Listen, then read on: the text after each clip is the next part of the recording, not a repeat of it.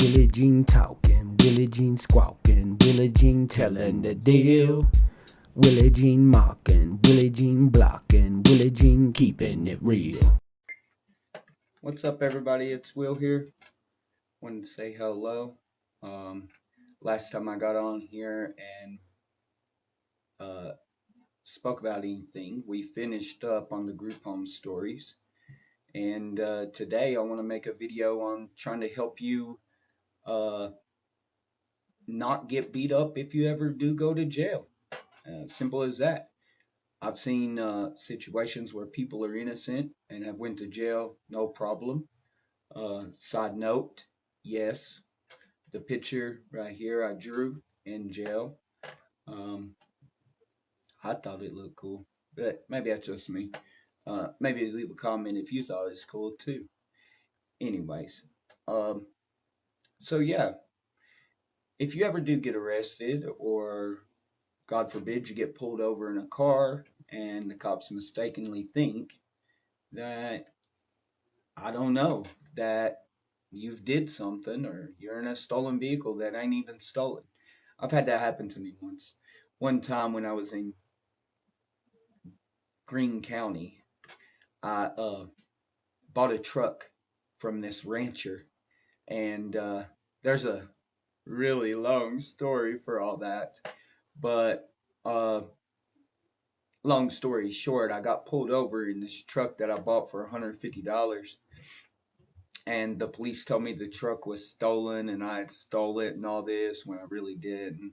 Finally, they had came back after like 18 of them showed up and said, "Oh well, we made a mistake. It's the wrong VIN and this and that." And finally, they let me go. But I mean, it's just crazy things like that. So stuff can happen to where you could end up in county jail and not did nothing at all. Okay. So first things first, if you do get arrested at a scene, they will handcuff you, they will pat you down, take things off of you, take everything off of you, pat you down, put you in handcuffs, and put you in the back of the cruiser. You can bet your bottom dollar. Nothing you're going to say or do is going to change that. So, you're in the back seat, there's plexiglass in between you and the driver and the passenger.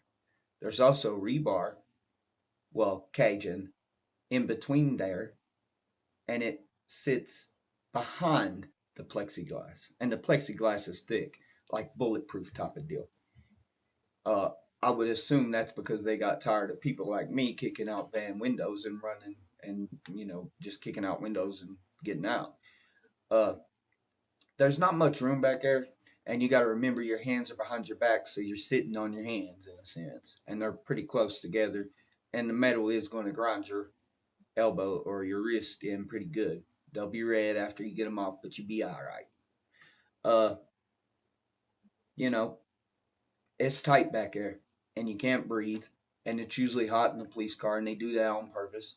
And they ain't trying to roll no windows down. You might get lucky and get a good officer that'll roll the windows down or do something like that.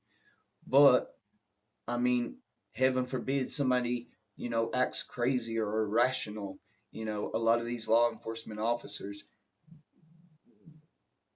they're they don't understand that they're there to enforce the rules. There's rules that need to be followed, understandably. That's how we get society.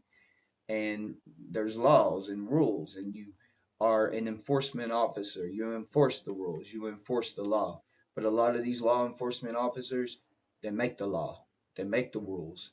A lot of these, uh, a lot of these guards in county jails, and when I say county jails, I mean all the way from California to uh, East Side Tennessee, all the way to Kingsport. Uh,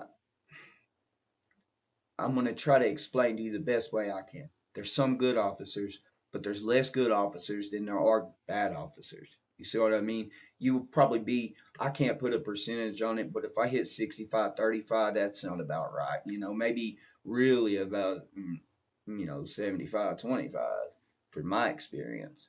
Now, that's because they're not there to help you. So, you go in, They're going to take you into a sally port, which is just a garage to where you can't escape when they let you out of the back of the police cruiser.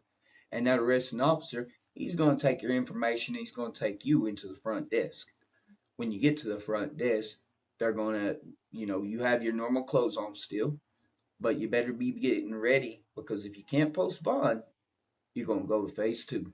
Okay? Posting bond is the best thing you can do. You can always post bond if you got one. And you can always post a bond for 10% of the bond. So if you have a bond of $100, you can get out on $10 cash or $10 bond. But a bondsman ain't going to bond you out for $10. You're just going to have to pay the $100. But if you had $1,000 bond, you could pay a bondsman $100 to say you'd show up at court and he'd bond you out. And then you show up for court and, he keeps your money and, you go about your business. But the crazy thing is, like, there's situations I've been in where people have bombed me out and I've ran. I've even been in those situations. So I'm going to help you out. If you can post bond, you post bond. If you got somebody that'll bail you out, sign the name, you do it as soon as possible. They'll give you that option as soon as you're at that front desk. But at that front desk, you're going to spread your legs, put your hands on the table. You're going to have to give them anything you got in your pockets, your shoes, your ID, all that stuff that you got on you. Then they'll tell you, you got anything else on you? The officer will come out, he'll rub his hands up your socks, he'll run his hands up your legs, he'll run his hands through your waistband, under your armpits, he'll make you put your fingers and go through your hair, he'll make you open your mouth with your fingers and go around and show him that there's nothing in your mouth. He'll make you pull your ears to the side to show him there's nothing on the side. He'll make you raise your leg so he can rub the back of your feet, make sure there's nothing in your socks. Sometimes they forget in between the middle of the toes and stuff like that. And for all y'all who want to know the other ins and outs, you know how you get things in and you know what you're doing. I'm not going to talk much about stuff like that because it's none of my business. And, you know, certain things like that are best kept undisclosed because it's already known.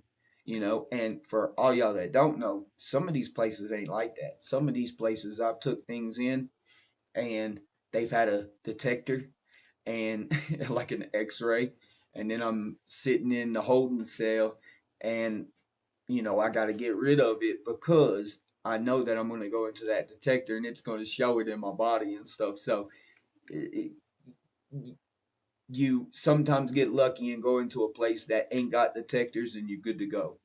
But I've made a lot of mistakes with that where I've got in trouble or got locked up quicker or put in seg just because of the fact that I brought something in and maybe shared it with the wrong kind of people to begin with in class uh, and stuff like that. So, anyways, when you do go in there after you finish searching you, the people tell you what you're charged with, and they'll also tell you what your bond is.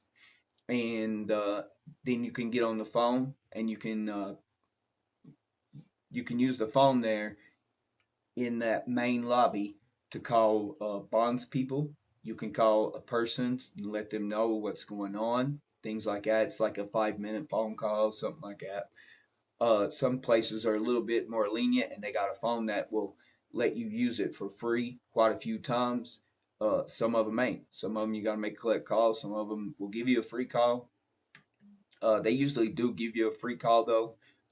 Personally, that I've experienced, I've had free calls at every place I've went, except one, and that was because the place was on lockdown.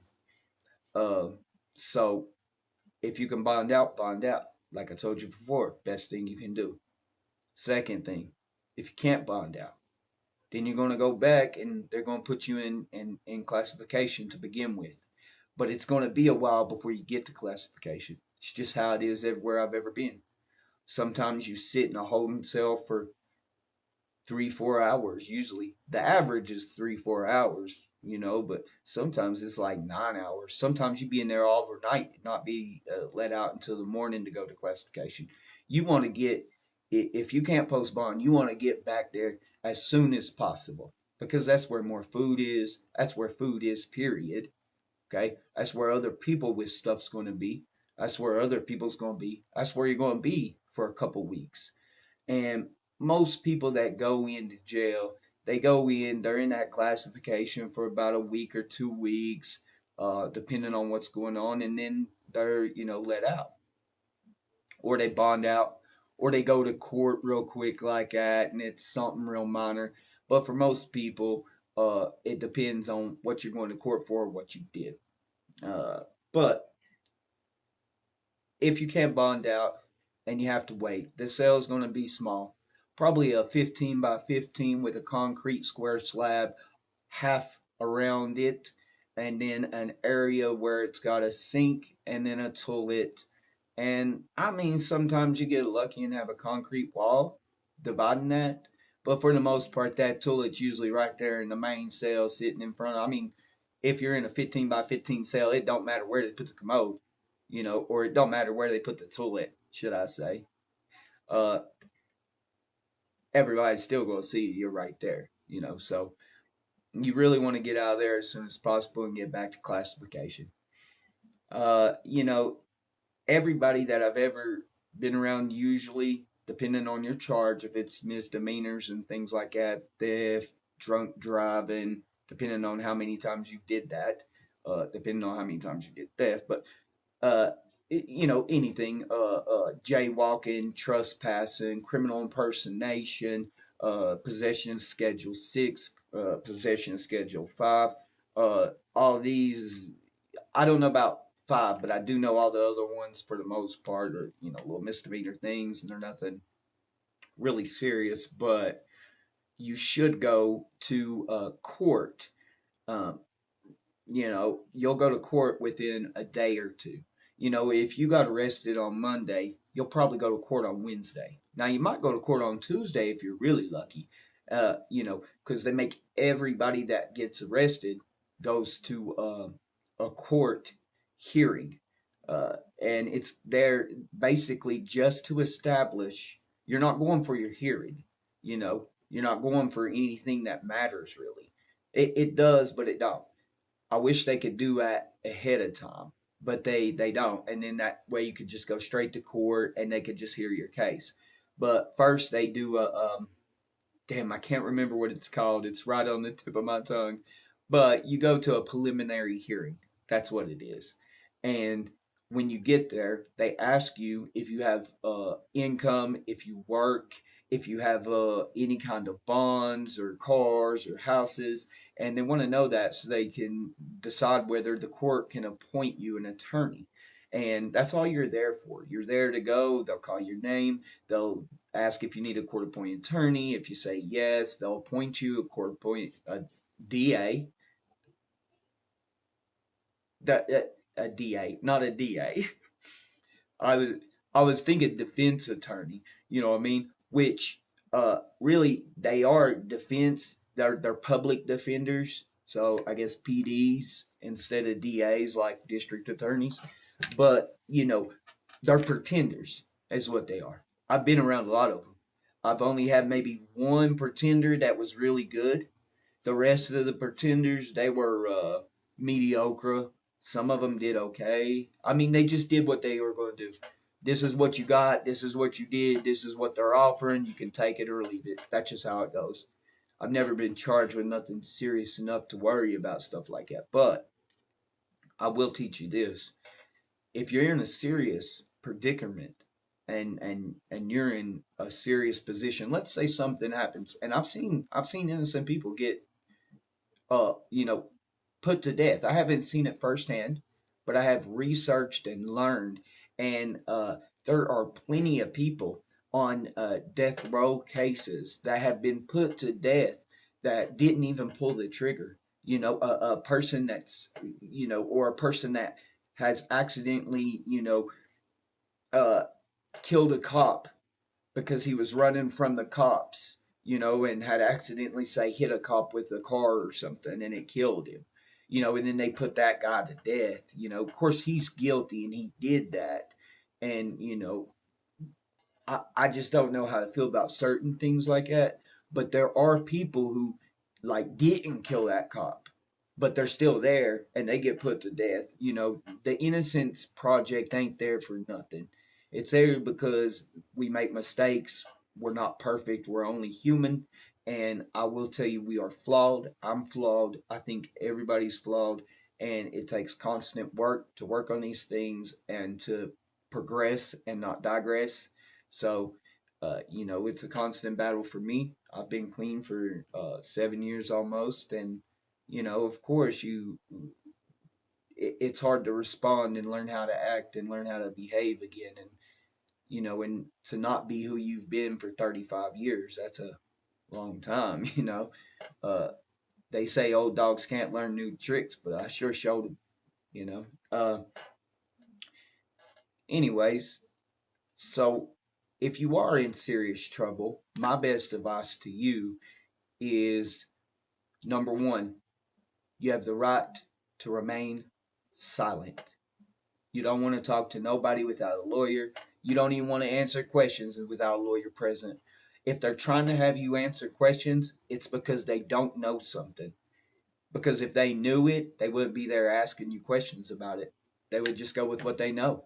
If they've got a provable case and they're there and it's open and shut, then they're not going to be there asking you questions about anything. Sometimes they'll come off with that hint, you know, of, well, you know, we just want to know what happened and why. You know, we know what happened. We just want to know why. You know, they do things like that because they're not your friend. They act like your friend. They say they understand you. It's a tactic. I mean, if you make a person feel like the despicable thing they did is comforting, then by making it feel comforting, you see what I mean? They open up more and they talk more about that situation because it's human nature. So uh, just remember, number two, anything you say can and it will be used against you in the court of law. Okay? You have a right to an attorney. You know, if you can't afford an attorney will be appointed for you. Okay? A public defender, a pretender. Some are good, most are bad. Most of them are overworked and underpaid. And it's just how it is. They come in, they give you a deal, set flat rate, and most people take the deal, the lesser charge, and then they get to walk out and they're put on probation. And most of them are going to violate and go back to jail, and then they're going to get out, and then they're going to violate, and then they're going to go back to jail, and then they're going to get out, and then they're going to violate, and then they're going to go back to jail. I mean, I've did it a lot, so I know they're going to do it a lot, and it was hard for me to even break that routine. So you know, I had to have a lot of support and help from my family. And if it wasn't for them, I wouldn't be where I'm at right now. So, uh, anyways, you have to understand that that second one, not only do you have the right to remain silent and not say nothing if you've got a serious charge, you also got the right to understand that whatever you say, they're going to use against you. It's not can and will. It's they're going to use anything you say against you. You don't talk to police, period. You ask for an attorney or you ask for a lawyer. Okay? They have to stop the interrogation right then. If they don't stop the interrogation right then, they can't even take you to court. They can't even prosecute you because they didn't follow the rules. And they are on camera. They're on camera reading you your rights. They're on camera telling you your rights. So the best advice I got is if you've got a serious charge, don't talk to the police at all. And if you got a serious charge, hire a really good lawyer and hope that you can hire a really good lawyer. And if you can't, then don't accept the first deal they give you ever. Okay? Don't accept deals. I mean, I don't know if you did something really bad and let's say you were caught up in, I don't know why I want to use gang violence, but let's say you were caught up in like drive-bys, okay? And they come to you and they want to give you 15 years on a murder. I mean, I'm sorry, but 15, you know, depending on whether it's Fed time or state time, I think that Fed time is 85%, and I think that state time is dependent on certain things, you know, because some places you can get 3 for 1, some places you get 2 for 1, and it's different at prisons than it is at counties, and A lot of these prisons just take their prisoners and they county them out for, small time, like a couple years and stuff. 15 years, you might do 10, get out on paper for 10. I mean, that's not bad for, being involved in that kind of activity and say accidentally shooting some innocent person on a drive-by. It's not, or even shooting another, homie on a drive-by or something, I'm just saying they do sometimes offer you good deals. It just depends on all they got on you. If they got a lot on you, they ain't gonna offer you shit. They're just gonna take you to trial and find you guilty and put you in, in whatever place they put you in. But for most people ain't gonna have to worry about that. But I will let you know, on day one, you need to be a little patient. It's hard to be patient in a place that the time goes by so slow. Uh, I will talk to you about some of the counties I've been in and some of the different experiences I've had in county jails. That'll be the next episode. But I just wanted to tell people what was going to happen and what was going to go on if they ever were in the position of going into a county jail and what to expect. Uh, for the most part, though, you definitely need to stay to yourself and, treat people with respect and be humble and be respectful and not think you're the shit and maybe come in there with some dignity and keep your word and fight if you have to prove your point and yourself and to prove to others that you're willing to fight and you're good to go. You're good to go. It's as easy as that. I mean, worst case scenario, you try to prove yourself by fighting, you get beat up, but you're still good to go. You're still good to go. We don't care. uh, I don't know many people that care except one. I'll tell you about Saul living down the road, but you'll want to be around for that one. I'll get into some of them tomorrow. But yeah, honest to God, if you're there, a couple days, just know that in 2 days you'll go to your preliminary hearing. You'll get your little lawyer or whatever, and maybe a week later you'll go to court for the first time. Sometimes, depending on your charge, if you're already going to be there for say a month, sometimes they'll put the court date right at that exit date so that you can get out when you go to court. If you're going to be there for a few months, you up here in different counties, you have to fill out different things like PSIs and stuff. So we'll talk about that later. But thank y'all guys for watching. I know today's video was a little bit longer, and check in as soon as I get another video up, and we'll talk a little bit about different counties and different experiences and things to watch out for and things to be aware of if you do ever get into some deep trouble, that gets you a couple months in county. And then we'll run a couple years and we'll see where we get from there. Thanks guys for watching. Don't forget to like and subscribe. WillieGene talking, WillieGene squawking, WillieGene telling the deal. WillieGene mocking, WillieGene blocking, WillieGene keeping it real.